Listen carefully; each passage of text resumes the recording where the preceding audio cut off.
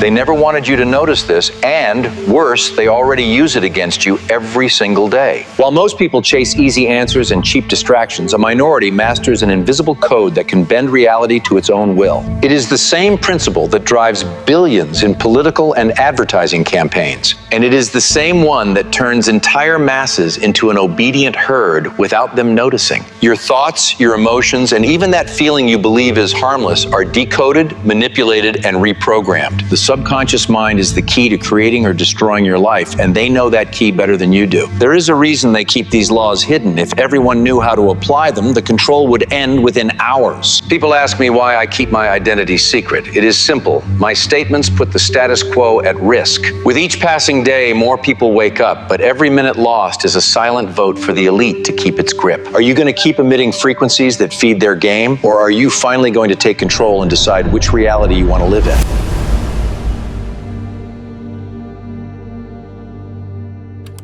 Most people believe that they control their own lives by making rational decisions, by planning, and by acting based on the circumstances. However, that comfortable narrative ignores an inconvenient fact. There are invisible forces shaping every detail of your experience, and it is not superstition. Those forces are real, they are measurable, and, most provocatively, they are being used by others consciously, while most people remain blind to them. What is at stake here is the understanding of how your reality is stitched together out of frequencies. These are not metaphorical or poetic frequencies, but concrete vibrational patterns with physical properties that obey laws as rigorous as gravity. Whoever understands how these patterns work learns how to alter the fabric of his or her life. Whoever ignores them becomes a hostage to a game whose rules he or she does not know. In the physical world, constructive interference is a simple phenomenon. Two waves meet, their crests and troughs align, and they create a wave with a much greater amplitude. This is the language of the tides, of acoustics, and of light, and surprisingly, it is also the language of the mind.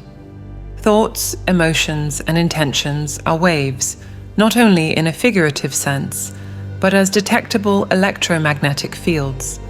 The human brain, through its complex electrical activity, emits patterns that propagate, that interact, and that interfere with patterns coming from other brains, from environments, and from events.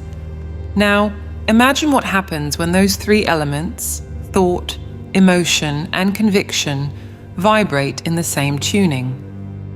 The sum is not linear, it is exponential. It is the mental equivalent of two identical tuning forks. Strike one, and the other will begin to vibrate without anyone touching it. This is the core of human creative power. And yet, how many people actually live like that intentionally? The majority of the population does not even realize that it is constantly tuning in, without awareness, to the predominant frequencies around it. Conversations loaded with pessimism, news saturated with fear, and environments heavy with tension. All of that recalibrates your vibration without asking for permission. That is why certain groups, especially in the advertising, political, and media spheres, obsessively study how brainwaves and human emotions work. They know that the control of frequency is the control of perceived reality. Why does this matter? Because when you understand this mechanism, you stop being just a passive receiver and you become a conscious transmitter. That change of role radically alters what you experience day by day. We are not talking about magic, but about physics applied to consciousness. There is also a factor that amplifies the urgency of this knowledge. The large-scale manipulation of these frequencies is already underway. And if that sounds exaggerated, then just notice how collective emotional patterns seem to spread in a synchronized way. Waves of outrage, euphoria, or fear, always with well-defined triggers, carefully repeated. That is vibrational engineering applied to human behavior. When people hear spirituality, many imagine a territory that is separate from science, one that is inhabited by subjective beliefs. That division is artificial. Spirituality, when it is stripped of myths and metaphors, is a study of consciousness and of its relationship with reality, and modern physics, neuroscience, and psychology increasingly converge on the same point. What is held consistently in the mind and in the heart is not merely a reflection of reality, but a mold for it. Therefore, this video proposes a deep investigation. How constructive interference, a principle known to science for more than a century, has a direct parallel in the way you think, feel, and project intentions, and how, by mastering that inner alignment, it is possible to create a field of resonance that can transform personal and collective experiences. To fully understand the scope of what we are discussing, we need to go back to the beginning of the 20th century, when physics faced a dilemma that could not be solved by the known laws. Classical theory failed to explain phenomena such as black-body radiation and the photoelectric effect. In that context, in 1900, Max Planck proposed that energy was not emitted continuously, but in discrete packets, quanta. A few years later, Albert Einstein applied that idea to demonstrate that light could act as particles, opening a path that would forever break with Newtonian determinism. What seemed like a technical adjustment in the theory revealed something much more radical. The entire physical reality is sustained by patterns of energy that vibrate at specific frequencies. Solid matter, which had been believed to be the fundamental substance of the universe, began to be seen as a temporary condensation of energy. In the decades that followed, names such as Niels Bohr, Erwin Schrödinger, Werner Heisenberg, Max Born, and Paul Dirac deepened that revolution. From particle physics, there emerged a disconcerting portrait of the real. Every particle is, in essence, a localized manifestation of a wave of probability. When quantum physics says that everything is vibration, it is not referring to a spiritual metaphor, but to an experimental fact. Every state and every possible configuration corresponds to a defined frequency. In that scenario, not only atoms and molecules, but also mental and emotional processes are included. The human brain is both an emitter and a receiver of electrical and magnetic signals. Its neuronal discharges have measurable frequencies that vary according to the state of consciousness. Intense emotions such as fear or joy are not merely feelings, they are vibrational states that shape the functioning of the body and the way the mind interacts with the environment. Although this understanding is recent for science, it was already encoded in much older traditions. The Vedas, compiled millennia ago in India, describe the universe as a dance of sounds and vibrations. The concept of Nada Brahma, sound is the creator, surprisingly anticipates the principle that everything is, ultimately, frequency. The Upanishads speak about the unity between the individual being and the cosmic totality, not as a belief, but as a direct experience of attunement. In ancient China, the I Ching described the transformations of reality as dynamic combinations of yin and yang forces, which we can read as patterns of energy in flow. The Tao Te Ching, attributed to Laozi, insisted that harmony arises from aligning with the Tao, the fundamental way or flow that sustains all things. Although the language of those traditions is poetic and symbolic, the essence is clear. There is a field of invisible forces, and the way we position ourselves in relation to it determines the quality of our experience. In the West, echoes of that view appear in biblical texts. For where 2 or 3 are gathered in my name, there am I among them, Matthew 18:20, is not only a spiritual statement, it is also the description of a phenomenon of amplified intention. The physical gathering is merely the support for something subtler, the vibrational unification of minds focused on the same purpose. That convergence creates a more intense field, one that is capable of influencing events in a measurable way, even if the language of that time could not express it in terms of waves and frequencies. Despite their very different cultural origins and historical contexts, those traditions converge at a single point. The external reality is not independent of the internal state. That is an uncomfortable assertion for any worldview that prefers to separate the observer from the observed. However, contemporary physics confirms that the act of observing alters the observed system. What if that interference is more than a microscopic effect restricted to laboratory experiments?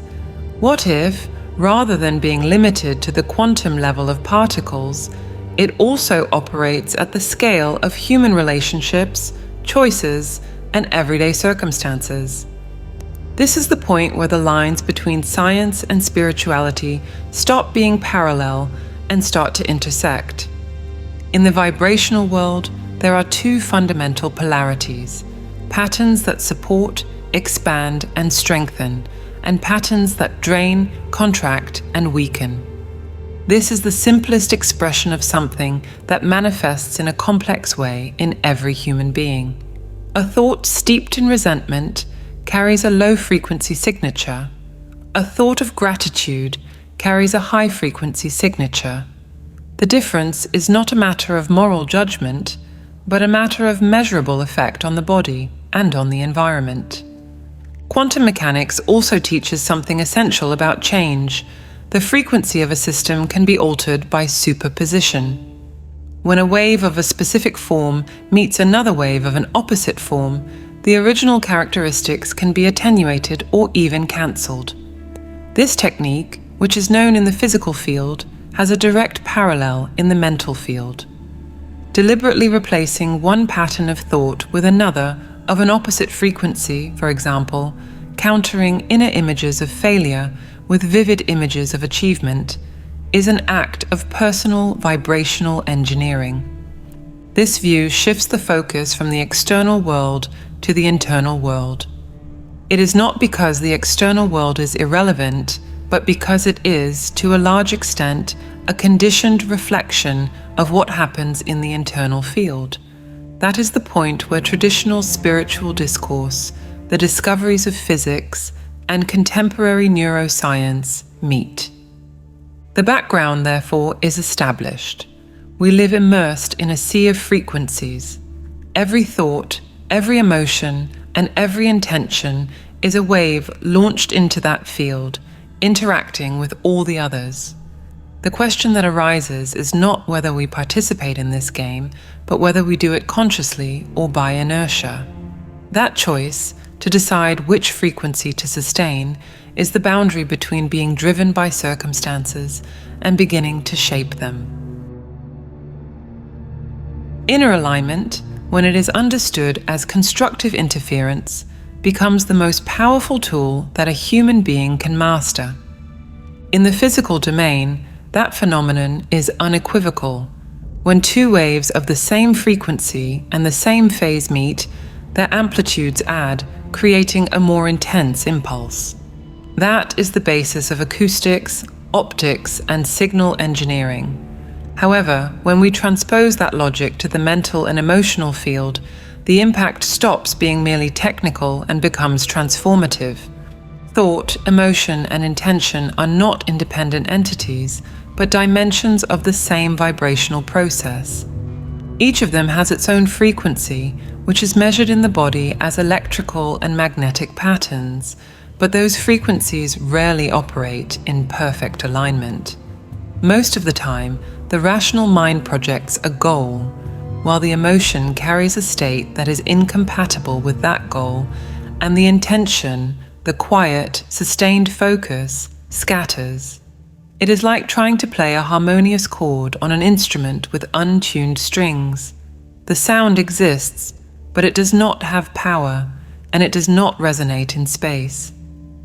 The core concept here is to understand that when those three dimensions come into tune, same frequency, same phase, an exponential reinforcement occurs.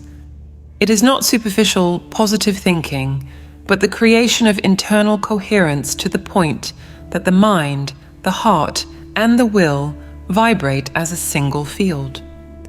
That coherence amplifies your capacity to influence outcomes, not only because of clearer action, but also because of the way it interacts with the environment. Science gives us powerful analogies to visualize this. A trivial example: tuning forks. Place two identical tuning forks side by side, strike only one, and the other will begin to vibrate by resonance. No physical contact is necessary, only the coincidence of frequency. The same thing happens with electromagnetic waves. A radio receiver does not create the station. It tunes to it, capturing what is already present in the field, but which only manifests when there is a frequency match. That logic is equally valid for the human field. Whatever is held consistently in the mind and in the heart acts like a transmitting and receiving station. The universe does not judge the quality of the signal. It simply responds to the frequency that is being emitted. Therefore, desiring something while vibrating at the opposite frequency is like trying to hear a 101 megahertz transmission with the dial fixed at 88 MHz. The connection simply does not happen. Here, the spiritual perspective enters. Ancient traditions already describe that alignment, but in symbolic language. In the Upanishads, the realization of Atman as identical to Brahman is a metaphor for inner unification. When personal identity aligns with the cosmic principle, there is no more dissonance. In the Tao Te Ching, acting in harmony with the Tao is to follow the natural flow without resistance, a poetic description of frequency coherence. In Christianity, passages such as, "If two of you agree on earth about anything they ask, it will be done for them," point to the amplification that occurs when intentions align. Modern physics provides the literal translation of that symbolism. A coherent field is more stable and has a greater reach. In medicine, for example, cardiac coherence, when the heart rhythm stabilizes into harmonic patterns, improves communication between the heart and the brain, affects the immune system, and influences emotional perception. Extending the principle to life as a whole, an internally coherent state increases your capacity to perceive opportunities, to make decisions, and to sustain consistent actions. The provocative aspect is that this coherence does not require ideal external conditions. On the contrary, it is coherence that generates more favorable conditions. The greatest illusion is to believe that you must fix the external setting in order to then find inner alignment. That is like waiting for the tuning fork to begin to vibrate on its own and only then produce sound. The sequence is inverted. To make the concept tangible, it is worth turning to everyday examples that go unnoticed. Every time you use a cell phone, your voice is converted into digital signals, modulated into electromagnetic waves, transmitted through space, and then reconverted into sound on the other side. You do not see the waves, but you trust the process because you understand that the technology operates on the basis of precise physical principles. What people rarely consider is that thoughts and emotions work in an analogous way. They do not need cables or visibility to propagate. Here is the critical point. If that is the mechanism, then there is no way to avoid emitting frequencies. Even when you are doing nothing, you are emitting a pattern, whether it is one of clarity or one of confusion, one of confidence or one of insecurity. The difference lies in whether that emission is intentional or random. Inner coherence is precisely the passage from chance to conscious command. On a practical level, that means first identifying misalignment. It is possible to want success and at the same time to sustain inner images of failure. It is possible to seek healthy relationships while maintaining emotions of distrust or resentment. Those frequency conflicts cancel a significant portion of the creative impulse. The correction begins with perception, recognizing that it is not enough to formulate a goal mentally. The associated emotion and the sustained intention must be in tune. On a broader level, that concept also explains why cohesive groups have a disproportionate impact relative to their size. It is not the number of people that matters, but the degree of coherence among them. A small group with aligned intention can create a vibrational field that is more intense than a crowd scattered across conflicting states. That is the physics of collective consciousness. Therefore, the core idea is not merely to understand constructive interference as a physical phenomenon, but to apply it as a tool for inner alignment. When thought, emotion, and intention operate in phase, the resulting field not only changes how you act, but also interacts with reality in a way that reorganizes circumstances around that pattern. That is vibrational engineering in its most essential sense. The concept of inner coherence stops being an abstraction when we examine how perception actually shapes the reality that is experienced. The sequence is always the same. An event happens, the mind interprets it, and out of that interpretation comes the emotional and behavioral response. It is in that moment, almost always unconscious, that the frequency is defined. Two individuals can live through the same situation and come out with opposite internal states, not because the event itself is different, but because the lens through which it was filtered is not the same. Perception works like a radio tuner. Adjusting it is choosing which vibrational band you want to operate in. A negative reading triggers states of contraction, fear, anger, and resentment that not only restrict your capacity for action, but also attract compatible patterns. A constructive reading, even in the face of a challenge, activates states of expansion, focus, courage, and creativity that feed more effective actions and create new possibilities. That choice is not an exercise in forced optimism, but a deliberate adjustment of frequency, comparable to changing stations to capture a clearer signal. The problem is that most people allow that adjustment to be done by automatic patterns that have been sedimented by past experiences or by environmental influence. Repeated news with emotional bias, conversations filled with complaints, and carefully calibrated visual and sonic stimuli. All of that acts as frequency programming. We cannot ignore the role of the attention industry here. Advertisers and media strategists deliberately exploit the emotional architecture of human beings to induce specific states. It is not only about selling products, but also about shaping collective moods by synchronizing millions of minds into predictable vibrational bands. Neville Goddard, one of the few who spoke openly about this, insisted that disciplined imagination is the key to escaping that conditioning.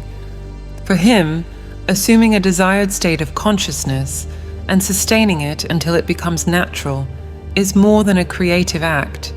It is an act of sovereignty. In practice, that means consciously choosing inner images, mental dialogues, and emotions that correspond to what you want to manifest, even if the external circumstances do not yet reflect that state. It is the opposite of reacting mechanically to what is right in front of your eyes. The physics of frequencies supports this view. Coherent brainwaves and coherent heart patterns send signals that are clear and consistent. States of inner conflict produce noise, which makes any ordered influence on the environment more difficult. What Goddard described as feeling it real is, from another angle, the creation of a vibrational field that attracts compatible events by resonance. There is no contradiction between mystical language and technique. They are different descriptions of the same mechanism. In daily life, this translates into very concrete situations. Consider the difference between entering a negotiation while carrying anxiety and insecurity and entering with an internal state of confidence and clarity. Your posture, your voice, and your micro-expressions all change, and other people's responses change too. That adjustment does not occur only on a psychological plane. There are measurable physiological changes, such as variations in heart rate variability and hormonal chemistry, that affect performance and the way others perceive you. The luck that many people attribute to certain individuals is often the accumulated consequence of that internal coherence. The counterpart is equally true.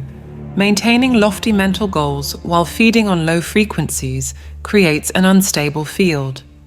It is the classic case of someone who desires prosperity but spends the day immersed in financial worry, or someone who seeks healthy relationships while cultivating old resentments. Those dissonances not only delay results, but also reinforce unwanted patterns. It is like trying to transmit on one frequency while simultaneously emitting another opposite one. The final signal is distorted.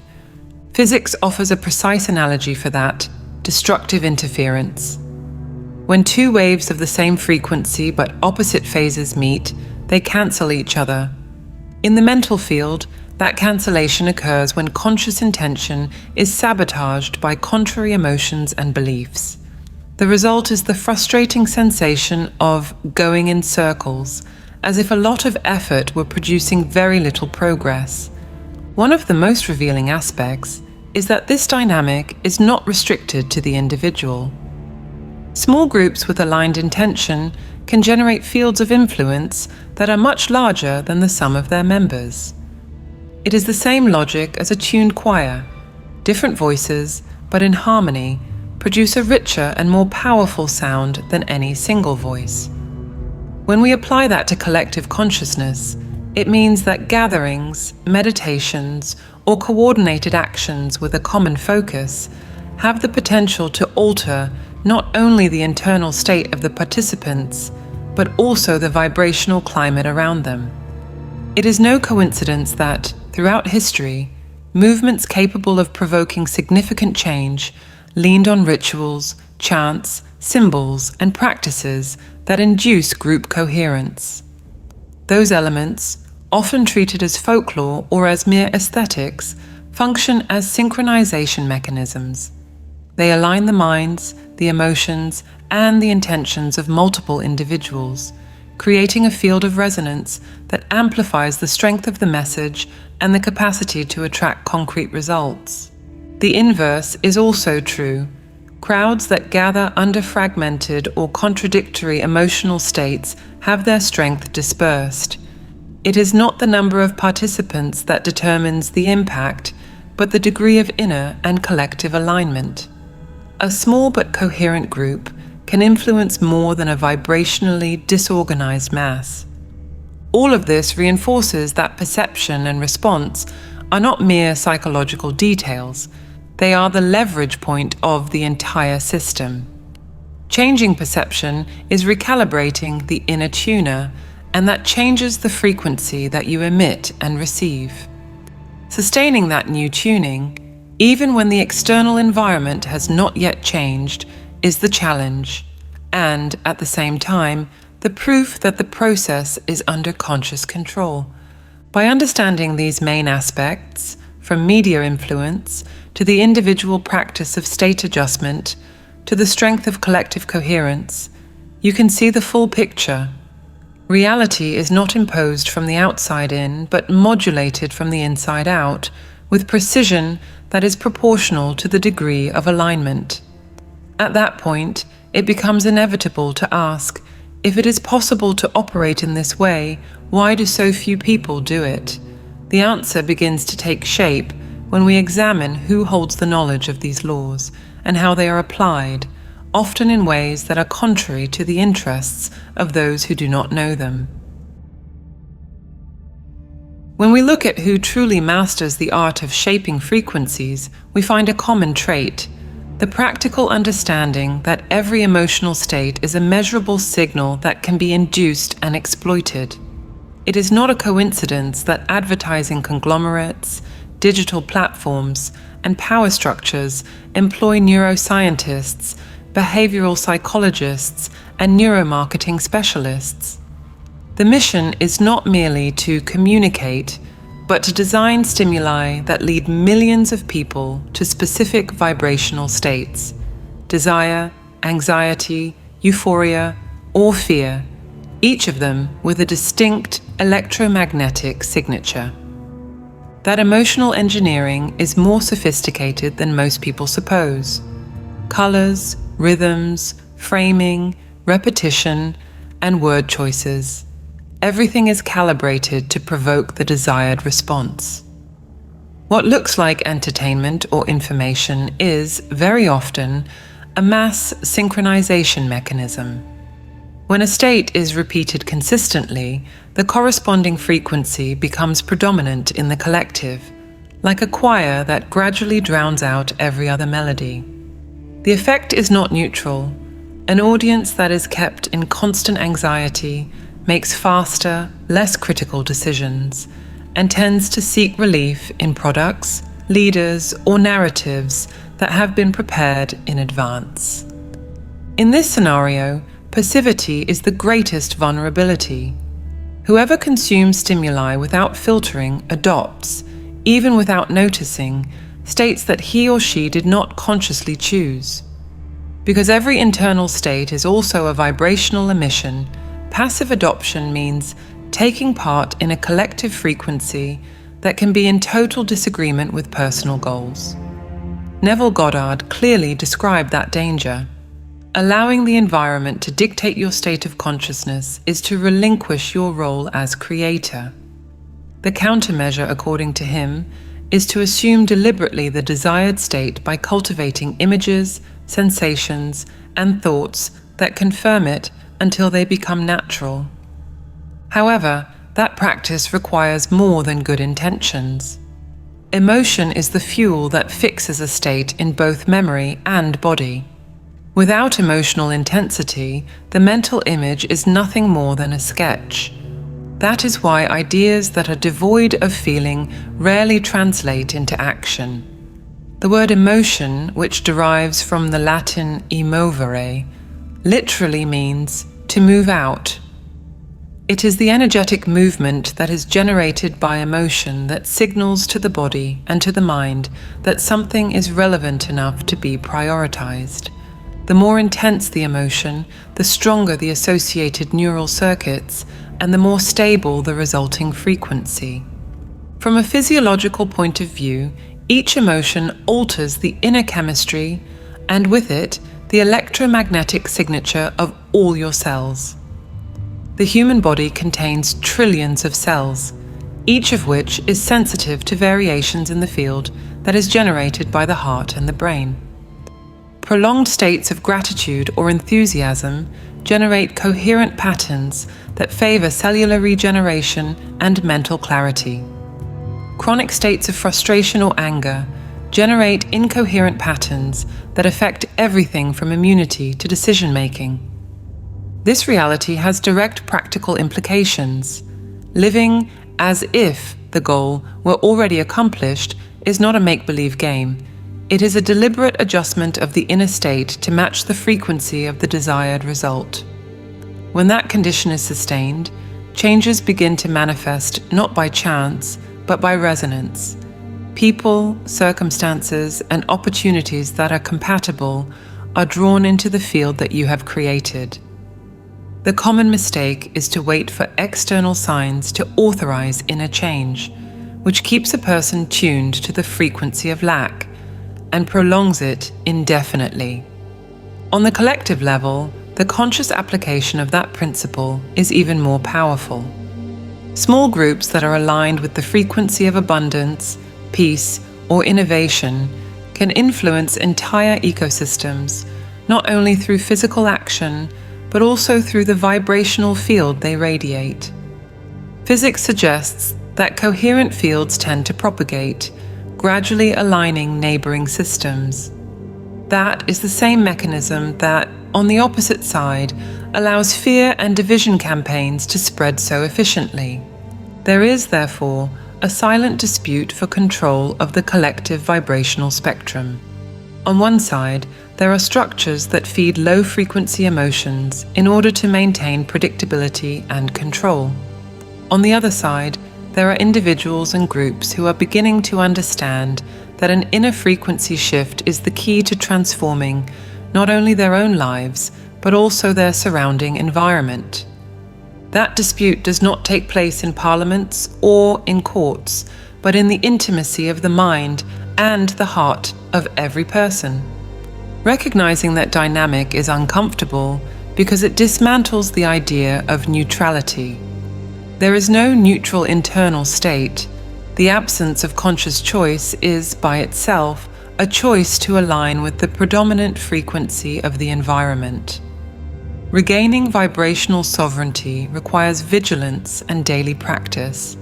That implies carefully selecting what you consume in terms of information, which conversations you sustain, and which environments you frequent, not as isolation, but as an intentional curation of the frequencies to which you expose yourself.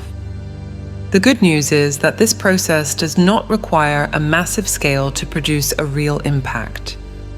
A single individual in a state of consistent coherence exerts influence over his or her immediate surroundings, and the repetition of that pattern, multiplied by a few people, is already enough to alter the atmosphere of a space or of a network of relationships. It is the vibrational equivalent of turning on a light in a dark room. The presence of light immediately changes the perception and the behavior of anyone who enters. What emerges from this analysis is a clear choice. To continue operating in automatic mode is to remain vulnerable to the manipulation of other people's frequencies. To take command of your own frequency is to enter the game as a co-author, defining not only what you want, but also who you are while you pursue it. That distinction is crucial because the field that you emit does not respond to abstract desire. It responds to the real state that you sustain. The implications are profound. Understanding and applying these inner laws shifts the axis of power. The individual stops being a passive node in a network of influences and becomes an active point of emission, one that is capable of reorganizing patterns around him or her. If that is significant on a personal level, imagine what happens when that knowledge is taken to the level of collective intention, where multiple emitters in coherence create a field with the potential to reshape entire realities. If individual intention is already capable of altering the course of events, what can we say about intention that is shared by thousands, millions, or even billions of minds and hearts? Physics gives us a clue. When multiple sources emit waves at the same frequency and the same phase, the result is not merely addition, it is exponential multiplication. It is the principle that can make a bridge collapse if soldiers all march in lockstep, and it is the principle that allows a choir to fill an entire cathedral with harmony without artificial amplification. In the field of consciousness, the logic is identical. History is full of examples of monumental changes that began as an isolated thought. The abolition of regimes, the advance of civil rights, and disruptive scientific discoveries, all of those originated in a single mind that dared to sustain a different vision. However, when that vision is adopted by many people and reinforced by aligned emotions, the transformation stops being slow and becomes inevitable. At that point, the notion of collective intention stops sounding like idealism and starts to be recognized as a practical strategy for shaping the trajectory of entire societies. The current world, which is marked by conflicts, instability, and successive crises, offers fertile and dangerous ground for that type of influence. The same mechanics that can amplify a vision of peace and prosperity can, if directed by destructive forces, accelerate division and collapse. That is where the inescapable responsibility of those who understand how these laws work comes in. Ignoring their use does not prevent others from applying them, and giving up your own participation guarantees that the outcome will be defined by other people's intentions. To visualize a different world collectively is not an exercise in escapism, it is an act of vibrational engineering. Every thought that is directed toward a desired reality is like a pulse of energy that is emitted into the fabric of the collective field. By itself, it may seem insignificant.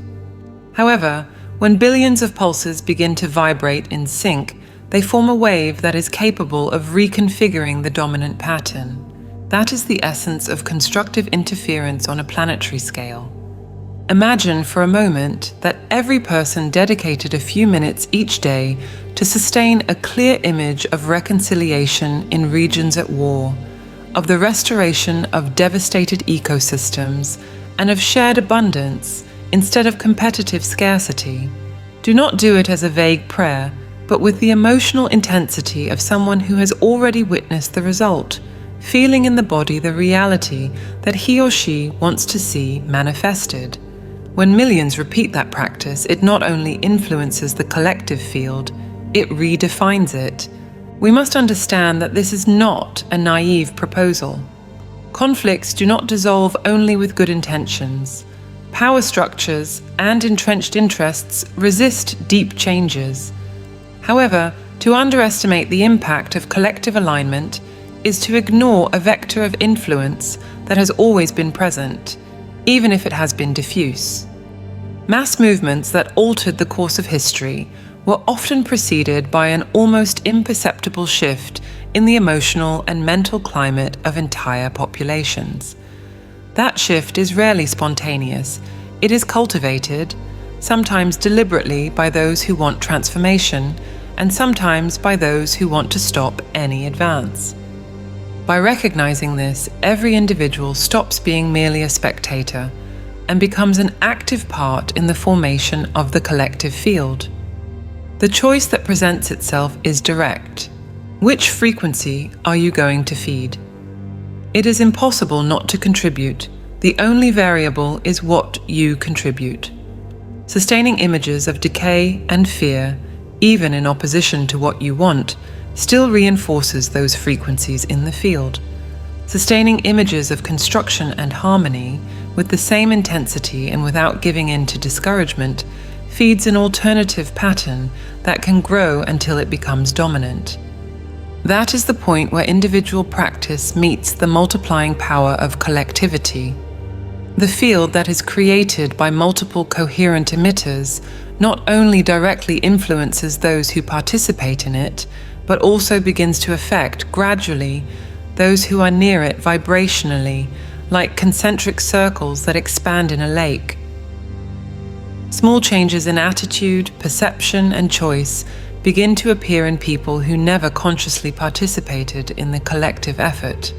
That is how resonance spreads, through the subtle contagion of higher patterns. The final provocation is inevitable. If it is possible to create fields of destruction through aligned collective intentions, and history proves that it is, why not apply the same principle with equal discipline to create fields of healing and prosperity? That question is not rhetorical. It is a direct invitation to assume a role that goes beyond the personal pursuit of well-being. In the end, everything returns to the initial point: frequency. What you think, what you feel, and what you sustain does not remain confined to your mind. It propagates, it interacts, and it interferes in the shared field in which we are all immersed. That field is not owned by anyone, but it is shaped by everyone.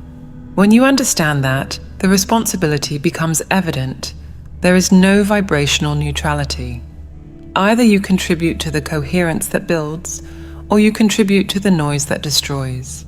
The present moment demands a conscious decision about which of those two vectors you will feed. That decision cannot be delegated. It is made daily in the thoughts that you repeat, in the images that you cultivate, and in the emotions that you choose to maintain. Each of those elements is an emission into the field, and every emission is a silent vote for the kind of reality that will become dominant. Every change begins with the understanding of your role as a co-creator. And the only way to connect with that divine intelligence is through meditation. We have developed a set of audio tools to help you access that higher state of consciousness. To learn more and to get immediate access, click the link on the screen or in the comments. If this video resonated with you, write in the comments, "It made sense to me,"